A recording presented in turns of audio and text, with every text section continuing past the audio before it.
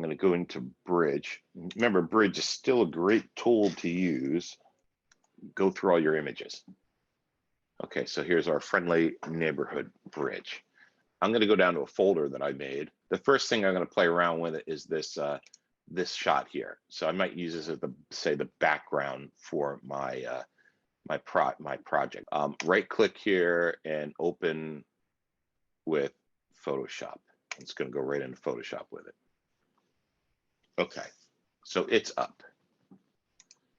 So taking a look at this image, it's a pretty cool image, you know, nice and contrasty, nice, you know, sunset shot.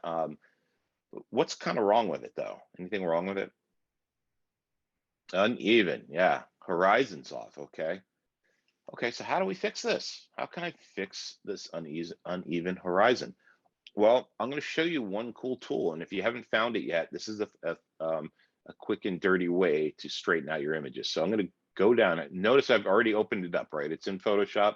I'm going to go down here to the crop tool and select it.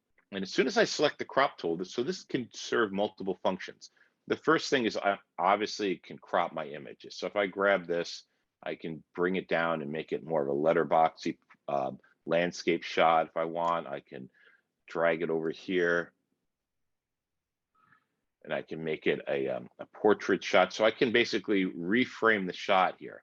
So right now it's in a free form. So if I grab these corners, I can kind of do whatever I want with it. But just like all the other tools here, there's a bunch of settings up here that I can play with. And if I go up to this one up here in the upper left, this drop down, you'll notice it says ratio, it says width by height by resolution. Let's say I want to crop an image. I took a picture and I want to make it a 4:5 image, but I don't know exactly what the aspect ratio for 4:5 is. I can just go down to these presets. So here's a 4:5.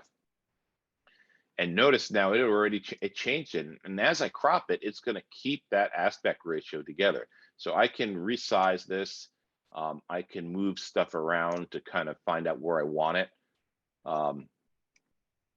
Say I don't want the rock. Let's say I just want the skies there. I can, this is going to show me exactly what it's going to turn into. So here I've got 4:5. If I grab up here, I can change it to 8.5 by 11.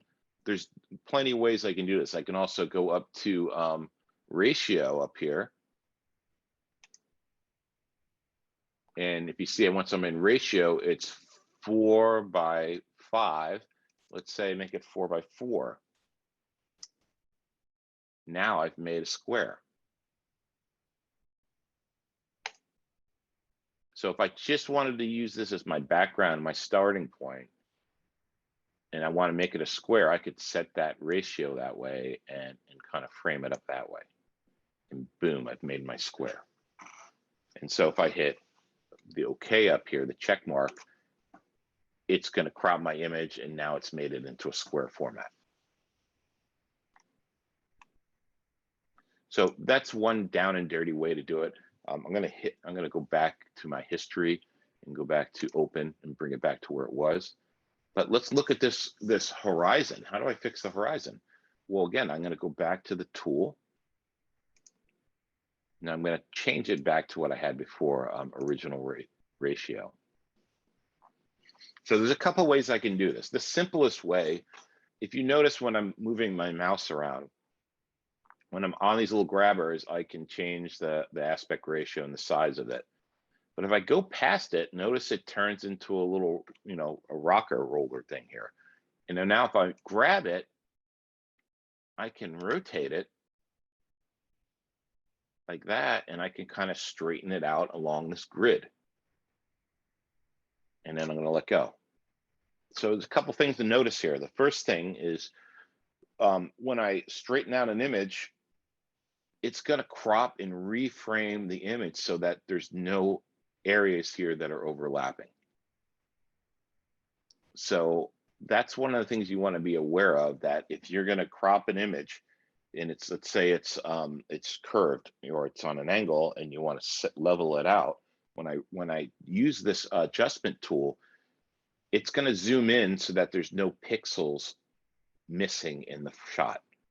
So that's the first way to do it. Let me show you one other. I'm going to reset this. That's one easy way to do it. There's even a cooler way to do it here.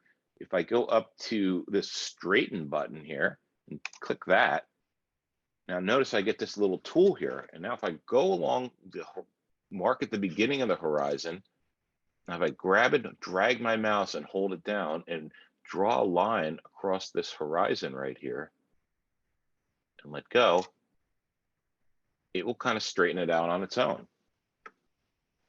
You notice that it cropped down in there. So two ways to do it. If you really can't eye it up perfectly and you just want to let the computer do it for you, you can use the straighten tool here to do it, and it works pretty good. Let me reset here. But I'm going to show you one cool thing also here about Photoshop. Remember we talked about the AI algorithms in Photoshop in these current versions that allow it to do some kind of processing behind the scenes on images to kind of fill things in, use computer, artificial intelligence to help you out. Well, remember we used that for the sequence where we had the guy standing in front of the dunes, the poser photographer, and we used the selection tool to grab him, and then the software recreated the background. It can do the same thing here. So I'm going to go back to up top here, and I want to re-straighten this thing out. But if you notice up here, there's content aware, and there's a check mark here. So I'm going to check mark that. And now I'm going to go back and I'm going to straighten this out by hand. Now watch what happens. So now I'm going to turn it and kind of get my horizon back where I think it should be. And then when I let go, notice it didn't crop into the image. It kept the edges with the missing pixels there. So when I hit OK, Photoshop is going to recalculate those missing pixels and build it in. And so you're like, well, why would I do that? Why do I care about that? Okay, well, let's just say for sake of argument, I'm going to undo this for 1 second and turn the content aware off. Let's say I need to straighten this out. And let's say I really like my framing and it's perfect. I remember this whole semester I've been hammering you guys about, let's make sure our compositions are perfect in camera, right? Looking at the edges, making sure the rules of third, all that stuff apply. So let's say for sake of argument, you did make this shot exactly the way you want it to look, but the horizon's off. And again, I would question that going, okay, well, you were really concentrated on your background and your framing, but you didn't notice the horizon was off. So maybe something's up. Maybe we were tired, who knows?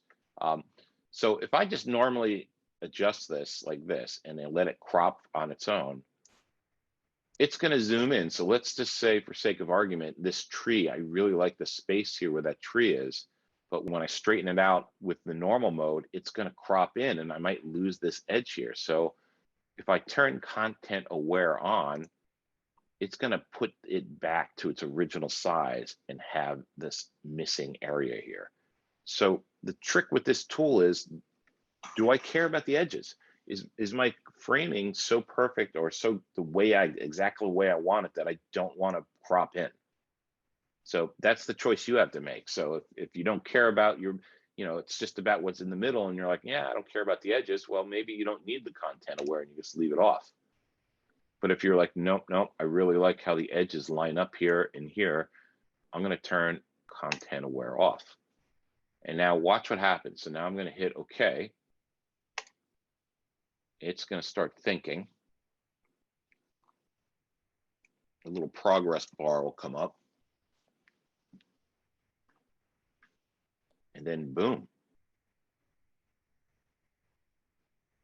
It recreated all those missing pixels. In fact, let's just zoom in and take a look.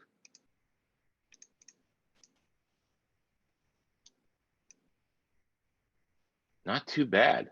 I mean, if you look, it actually did a really good job here of recreating all this stuff. Let's look at the top.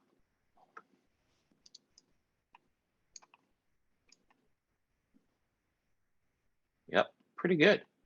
So this could be a handy tool if you want to just retain the size of the frame and still not crop anything out. I will warn you that, the more complicated your scenes are or your shots are, the more the algorithm may struggle to do it. So you may decide, you may have something like, let's say, a building or something that's really has a lot of detail in it, and or you'd say downtown LA, and you want to use this content aware straightening out, and let's say your horizon was crooked. Yeah, it may not accurately reproduce it. It may make a bunch of artifacts in there. And so you may have to make a decision whether or not you want to use this or not based on how complicated the detail is in your images. So it's not just here it works great because it's all sky and it's moody and there's a lot of contrast in there. So it's going to actually do a pretty good job of recreating those missing pixels. But for everything else, maybe not so much.